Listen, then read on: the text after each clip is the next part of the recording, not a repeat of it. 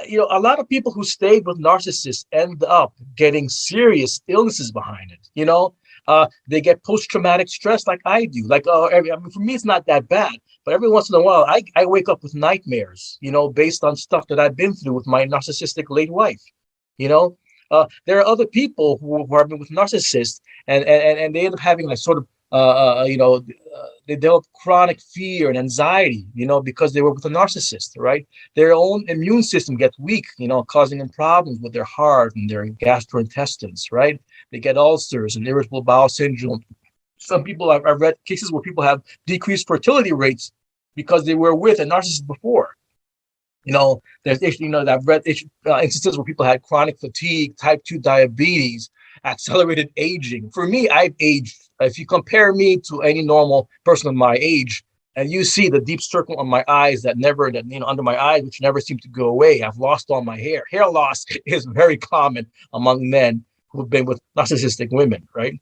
You hear about depression, people getting, chronic fatigue, emotional exhaustion, forgetfulness, confusion, loss of memory, insomnia, poor work performance, social withdrawal, tension headaches, heart attacks even.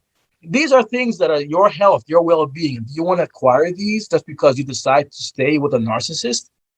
It's not worth it. You're better off vetting or investigating who you're going to spend your life with, to avoid these things. That's the way I see it. That's my story with narcissists, how it ties with astrology, again, it's all in my book. I talk about astrology, I talk about narcissism, I talk about a lot of stuff. That's why it's so big. And like I said, it's the 6 stories, contained in one. If you want to know about that stuff, you just have to read the one chapter, and you won't get lost. You won't get lost in the overall story of Well, tell us about story. The book. As you said, there's 6 chapters. Tell us about the book. What's in the book? What does it talk about? What does it hit on? What are the chapters like? So I start off with the way things are in the world in terms of the hostility towards, men, and also men of color, right? So that's one chapter. That's like basically the first chapter that I talk about. It sort of set the context of what happened to me and my family. Then the second chapter talks about how my parents, came to this country or these countries, this continent, North America, and how they try to make a life for themselves, and and our accomplishments, including mine. I've had, like I said, I speak 4 languages fluently. I've been to, I've got 3 university degrees, 2 college diplomas. Worked for reputable places. And then chapter 3 is where I sort of talk about my relationship with my wife, how I met her, how we started a family together. And the problems in the relationship with the abuse, the narcissism, all that stuff. And then chapter 4 is my host part by being arrested and accused of her dying. She died of a heart attack, but I presented enough evidence there to present. Well, they screwed up. They could have prevented this from happening to police, and they didn't, because I'm a man of color, and they didn't want to get involved with me and my kids, making sure my kids were safe against their mother and her lover. And then they ended up making me the scapegoat, making me go to jail, and then losing everything in my life. And then chapter 5 is a prison story. If you love prison stories, what's going on in prison. I lived there. I was in prison. For basically 4 years, and until I had to be able to clear my name and get retried. And this chapter 6 is, the retrial. We get the retrial. I get exonerated. The truth comes out. But at the end, I still lost a lot of stuff. I lost my kids. I lost my career. I lost my life savings. And so how I'm on my path to rebuilding my life. And so you don't have to read all of it. If you just want to focus on abusive relationships and narcissism, chapter 3 is for you. You're not going to get lost. Just read chapter 3 or listen to chapter 3, and that's it. If you don't like that stuff, but you want to know the prison stuff, what goes on in prison, that kind of stuff, chapter 5 is for you. If you love courtroom stuff, chapter 6 is for you. And if you want to talk about more focus on, like xenophobia or discrimination, against people that are, of color or of a different, or you're a man, right? Because basically we're living in a woman's world. In North America, we are living in a woman's world. If you want to read that stuff, chapter 1's for you. Whoa, that's a controversial thing to say. Not to me. It's not controversial to me, but it's a controversial thing to say. Whoa. So why are we living in a woman's world? Well, look, it started in the late 60s, 1960s, and the early 70s with the feminist movement, equality. We will, and that's fine. I agree with it. Men and women, we are different, but we should be treated as equal in society, right? But we've reached a point where we've passed that stage, and now women want more and more and more, and in some cases they deserve, more. We just had our first Black female judge, right, elected, didn't we? Right, I don't know if you follow politics, but first time in America, the first Black female judge, on I think it was the Supreme Court, right? And that's a great milestone. And she deserved it. From what I understand, she worked hard. She deserved it. You have these people on the far right, we're just doing that to sort of please the masses. She doesn't deserve to be there. But that's bullshit. If you deserve something through effort and through merit, all the more power to you. But when you start having others who just automatically get things because they're a woman, like they automatically get custody of a child, regardless of if she was involved in the child's life, if she actually poured some love, if she's not abusive towards the child, you know what I mean? Fine. In my case, it was clear after the fact, when they interviewed my daughter after she passed away, that she was abusive towards my daughter, right? Clearly, she didn't deserve to get full custody, of our children. But that's what the divorce lawyers were trying to do before she passed away, before we even got to the divorce court, 1 month before she passed away. So it has to be based on merit. Oftentimes we give women the benefit of the doubt to give them more because they happen to be women. There's still a lot of, work to be done. I agree. Like there's still wage gaps, between men and women in the world. And it's slowly, that gap is closing. But soon what we're going to see, what I predict seeing, is that educated women are going to make more money than educated men. We're heading in that direction. A lot of men don't want to go to a university, or a lot of men, are going to be sort of overlooked to sort of make up for past mistakes that our fathers and forefathers have done to women, and push them up towards more and more and more. And it's getting to women's heads to the point where a lot of women now are becoming more abusive. And, I'm seeing it. And even every day in the news, I'm seeing, how Johnny Depp now is in court now with his ex-wife, and now he's suing her and she's suing him, and who knows how that's going to end. I really hope that Johnny Depp wins his case, but it's very possible that Amber Heard is going to win her case and get the money, plus this alleged defamation that, Johnny Depp put her through in the media, right? So that's why I say it's more and more becoming a woman's world. It is, and in Canada, it's even worse than in the United States, but the United States is definitely getting there. It's definitely getting there. Well, that's very interesting. I do think that society has made strides to empower women. That is definitely true. And I do think, that there are some elements of society and culture that could be a little bit more fair to men.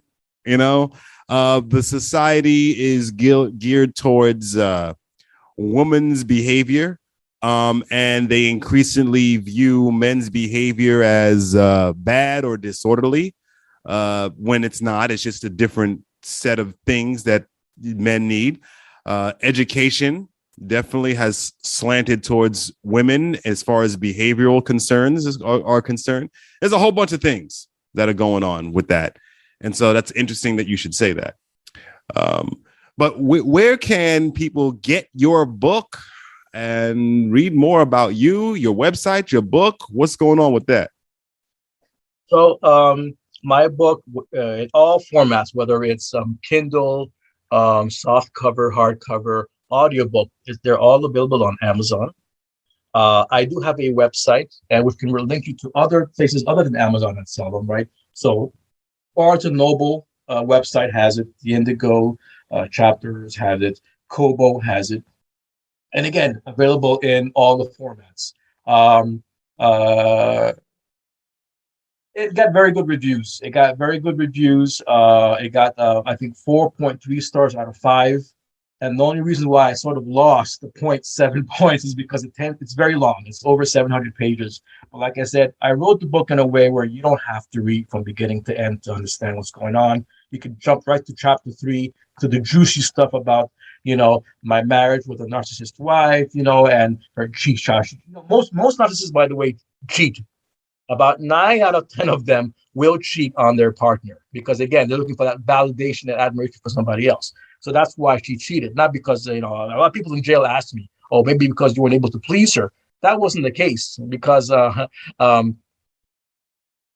1 week before she attempted to kidnap our 3-year-old son with her lover, you know, we had passionate sex, like we usually do on a Sunday night. And she even had multiple orgasms, and and we even had one time where we both had simultaneous orgasms. So it wasn't really the sexual act; it was her sense of validation that she needed from somebody else. That's the juiciest stuff in chapter 3. But if you read chapter 3, you don't need to read anything else if you're not interested in it. So again, that book is available on all formats in Amazon, and like I said, Indigo, Chapters, Barnes and Nobles, and I have a website, jimangelis.com, JIMANGELIS.com. And then, and if you have trouble finding it, you can always just type in Google the Ottawa Way. Ottawa is the capital of Canada, that's where the crime occurred, alleged crime occurred, but it wasn't the crime, But anyway, Ottawa, OTTAWA, the Ottawa Way. Guilty by gender in Canada's capital. Just Google that up, and or even just write my name. If I Google my name, it'll pop up. The media, following the story, and my book, my website is there, and you'll find everything you need to know either on Amazon or jimangelis.com. Good stuff. That's really good stuff. I'm gonna play devil advocate for a minute here because I just know. When they asked you, oh, is it because you didn't satisfy her, and you talked about how she had lots of orgasms with you? Yeah. How do you know she wasn't faking it? Women do that. Yes, I know. But in her case, her body shakes. So some women, when they orgasm, right, their body sort of they go into tremors, right, and they shake.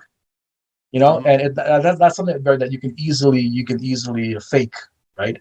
And then look like for a few seconds, like they can't move their bodies, like their body's sort of stiff, trying to get back to from their spiritual elevation that they attained during orgasm, right? And I knew that she wasn't faking it, right?